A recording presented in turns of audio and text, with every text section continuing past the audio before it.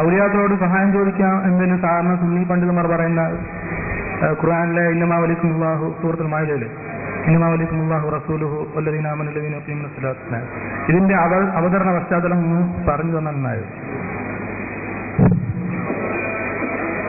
ഔലിയാക്കളോട് സഹായം ചോദിക്കാൻ സുന്നികൾ ഓതാറുള്ള ആയത്താണ് ഇന്നമാ വലിക്കുമുല്ലാഹു റസൂലുഹു വല്ലദീന ആമനു എന്ന ആയത്തുമാണ് എന്നാണ് നിങ്ങൾ പറയേണ്ടത്. ആ ആയത്ത് മാത്രമല്ല.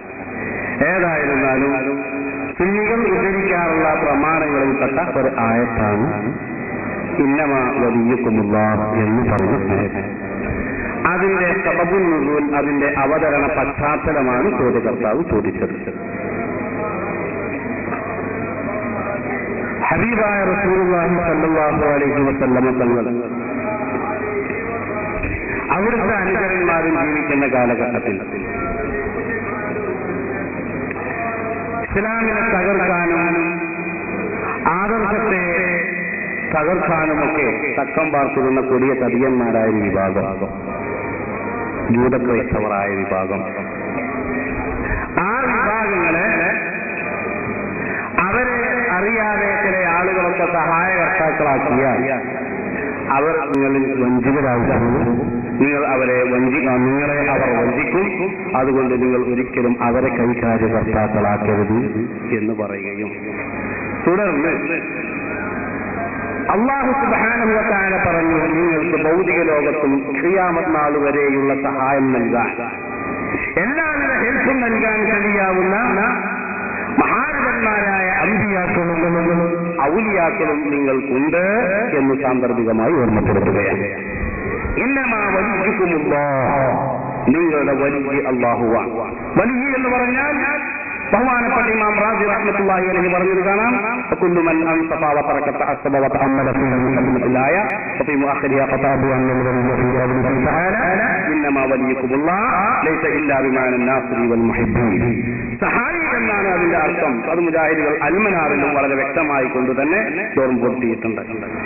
അല്ലാഹു സഹായിയാണ്, റസൂൽ സഹായിയാണ്, ഔലിയാക്കൾ സഹായിയാണ് എന്ന് പറഞ്ഞതോ അത് ഉമൂമൻ ആമന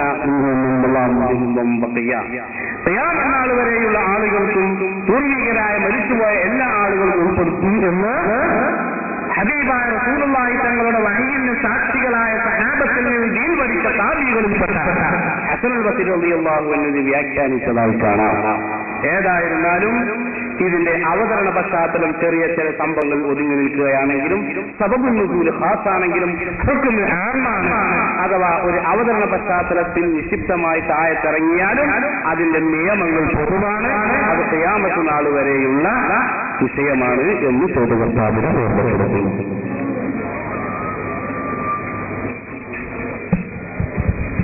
അതെ, ആയത്ത് ആ കാലഘട്ടത്തിന് മാത്രം ബാധകമല്ലേ? അത് ഇപ്പോഴുള്ള അവസ്ഥയ്ക്ക് ഇന്ന ബാധമാവും. അങ്ങനെയാണെങ്കിൽ ഇന്നതോടും നിങ്ങൾ അവർ വിളിച്ചാൽ അവർ കേൾക്കുകയില്ല. അവൻ കേട്ടാൽ തന്നെ നിങ്ങൾക്ക് ഉത്തരം നൽകുകയില്ലെന്ന് അള്ളാഹു പറയുന്നത്.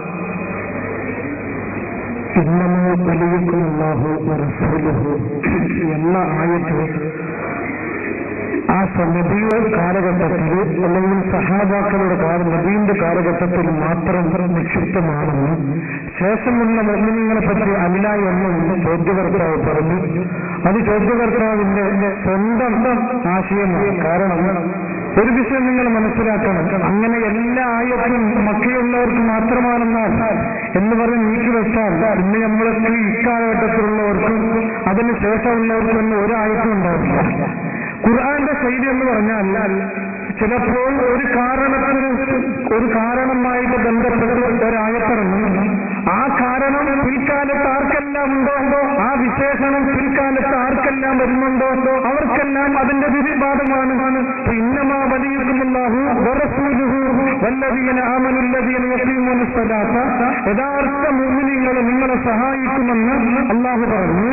അത് ആയത്തിറങ്ങാനുള്ള കാരണം ഒരു അവതരണ പശ്ചാത്തലമുണ്ട് എങ്കിലും അതിനെ വ്യാഖ്യാനിച്ചുകൊണ്ട് ഖുർആൻ വ്യാഖ്യാതാവാകുന്ന അബൂ ഹയ്യാം തങ്ങൾ അൽ ബഹറുൽ മുഹീത്ത് എന്ന ഗ്രന്ഥത്തിൽ പറയുന്നു, ശേഷമുള്ളവരും ജീവിച്ചിരിക്കുന്നവരും കഴിഞ്ഞുപോയവരും ശേഷമുള്ളവരും ഒക്കെ ഇതിൽ പെടുമെന്ന് ഈ ആയത്തിനെ വ്യാഖ്യാനിച്ചുകൊണ്ട് അബൂ ഹയ്യാൻ തങ്ങൾ അൽ ബഹറുൽ മുഹീത്ത് എന്ന ഗ്രന്ഥത്തിൽ പറയുന്നു. പിന്നെ അദ്ദേഹം ചോദിച്ചത്, അങ്ങനെയാണെങ്കിൽ ശേഷമുള്ള മുഅ്മിനീങ്ങളും ഈ ആയത്തിൽ പെടും എന്നാണെങ്കിൽ ഇൻ തദ്ഉഹും ലാ യഫഉ ദുആഅക്കും എന്ന് പറഞ്ഞത് സുന്നികളെ പറ്റിയും അതും പെടൂലേ? ഇൻ തദ്ഉഹും നിങ്ങൾ അവരെ വിളിച്ചാൽ ലാ യസ്മഉ ദുആഅക്കും നിങ്ങളുടെ ദുആ അവർ കേൾക്കുകയില്ല. ഇത് സുന്നികൾ പറയുന്നത് മക്കയിലെ മുശ്രിക്കീങ്ങളുടെ പണിയാണിത്. അല്ലാതെ ഇന്നുള്ള സുന്നികളോ അല്ലെങ്കിൽ ലോകത്തുള്ള സുന്നികളോ മുൻകഴിഞ്ഞുപോയ സുന്നികളോ ചെയ്ത പരിപാടി അല്ല എന്ന് സുന്നികൾ പറയുന്നുണ്ടല്ലോ എന്നാണ് ചോദ്യകർത്താവ് ചോദിച്ചത്.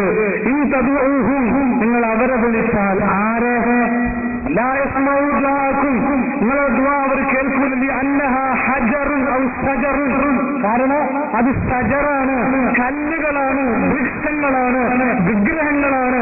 അവ നിങ്ങളുടെ ദുആ കേൾക്കൂല. ഉറപ്പില്ല, ജീവനില്ലാത്ത വസ്തുക്കൾ നിങ്ങളുടെ ദുആ കേൾക്കൂല എന്ന് പറയേണ്ട ആവശ്യമുണ്ടോ?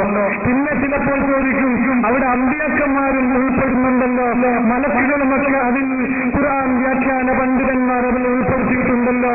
അതിൽ മുജാഹിദ് ചോദിക്കുന്നതാണ്. അതിന്റെ മറുപടിയും അവിടെ തന്നെയുണ്ട്. മിനൽ മഅബൂദീന, അല്ലാഹു അല്ലാത്ത ആരാധ്യ വസ്തുക്കളെ വിളിക്കുന്നവർ അവർക്ക് ഉത്തരം കൊടുക്കില്ല എന്ന് സംശയമുണ്ടോ?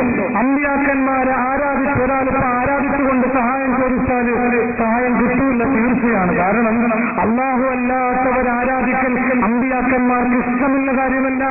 അല്ലാഹു അല്ലാത്ത ഔലിയാക്കന്മാരെ ആരാധിക്കൽ ഔലിയാക്കന്മാർ വെറുത്ത കാര്യമാണ്. അപ്പോൾ മഅബൂദീങ്ങൾ ആരാധിക്കപ്പെടുന്നവർ അവരെ വിളിച്ചാൽ അല്ലെങ്കിൽ കല്ലുകളെ മുന്നുകളെ വിളിച്ചാൽ അവർ കേൾക്കുന്നില്ല, അവർ ഉത്തരം തരികയില്ല എന്നാണ് ഖുർആന്റെ അർത്ഥം. അല്ലാതെ സുന്നികൾ അല്ലാഹുവിനെ മാത്രമാണ് ആരാധിക്കുന്നത്, അല്ലാഹുവിനെ മാത്രം ആരാധിക്കുന്നു. ലാ ഇലാഹ ഇല്ലല്ലാഹ് എന്ന് സുന്നികൾ എല്ലാ ദിക്ർ ഹൽഖയിലും 1000ഉം 10,000ഉം ലക്ഷവും കോടിയും പ്രാവശ്യം പറയുന്ന സുന്നികൾ അല്ലാഹുവിനെ മാത്രം ആരാധിക്കലോടുകൂടെ അല്ലാഹു നിർത്തിയ കാരണങ്ങൾ, സഹായത്തിന്റെ കാരണങ്ങളുമായിട്ട് ബന്ധപ്പെടുക മാത്രമേ ചെയ്യുന്നുള്ളൂ. മക്കയിലെ മുശ്രിക്കുകളെ പോലെ അല്ല സുന്നികൾ ചെയ്യുന്നത്.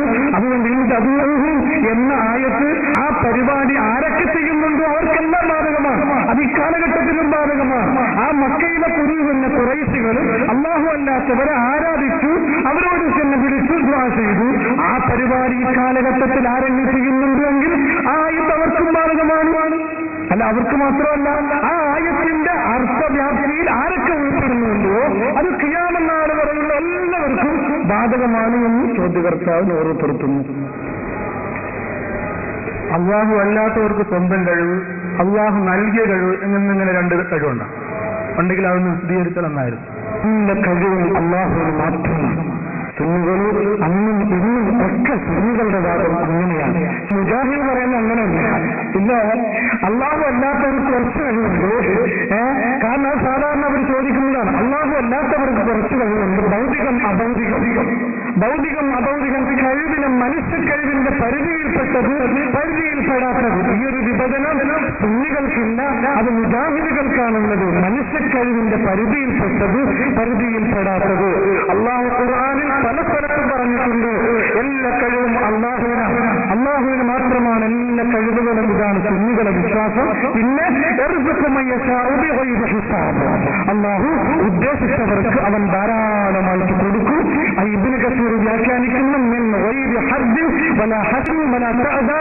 യാതൊരു പരിധിയില്ല, ഇങ്ങനെ കൊടുക്കാൻ പാടില്ല. മുജാഹിദ് പറയുന്നത് പോലെ പിന്നെ ഭൗതികമായ കഴിവ് മാത്രമേ കൊടുക്കാൻ പാടുള്ളൂ, അഭൗതികമായ കഴിവ് കൊടുക്കാൻ പാടില്ല എന്നൊരു വിവേചനം ഖുർആന് അന്യമാണ്. ഖുർആൻ സ്പഷ്ടമായി പറയുന്നു,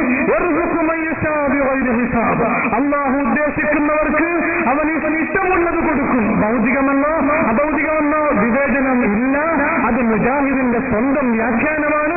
അത് ഖുർആന്റെ പ്രഖ്യാപനത്തിന് എതിരുമാണ്.